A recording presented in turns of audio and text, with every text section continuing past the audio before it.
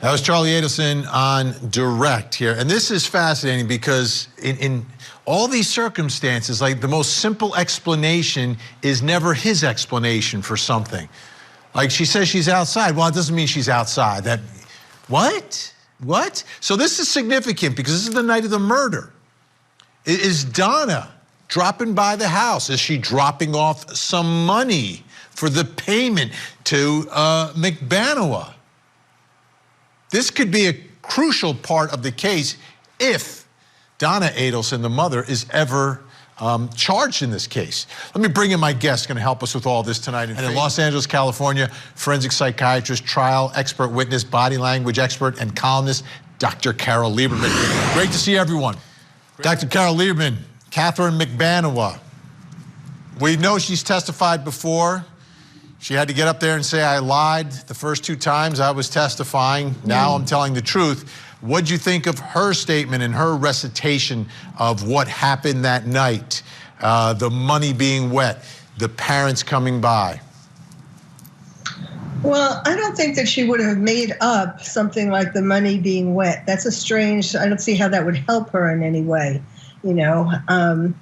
I mean, both of them are lying. It's hard to say who's lying more.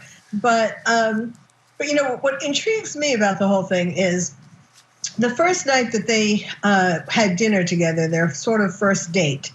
I think that from that very first date, he had in mind that he thought she might know somebody who could kill Dan Markel.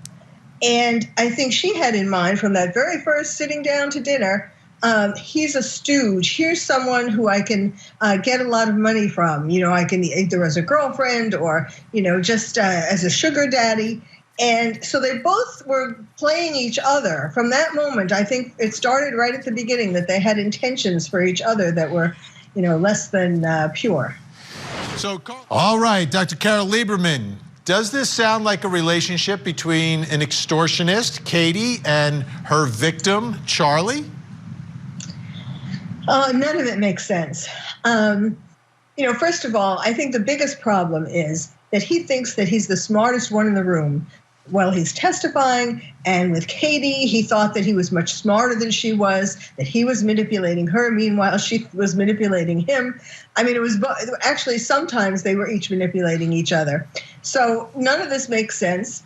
It's a combination of things. There's this, you know, question of whether there's extortion. I mean, the thing is that doesn't make sense too is that even if he says that she got caught up in this, but she was the conduit to the people who were extorting him at the very least. So none of it makes sense. Unless, you know, the only thing that makes sense is if they're both borderline personalities, and borderline personality disorder, people with that have changed their mind, like have big swings in what they think towards someone. Sometimes someone, they love them, sometimes they hate them. But really, you know, he's just rambling, trying to think he can put something over on the court, on the jurors. And he's just digging, by the end of the day, he was digging himself in really into a deep hole. Well, and Dr. Carole Lieberman, we'll see you again really, really soon.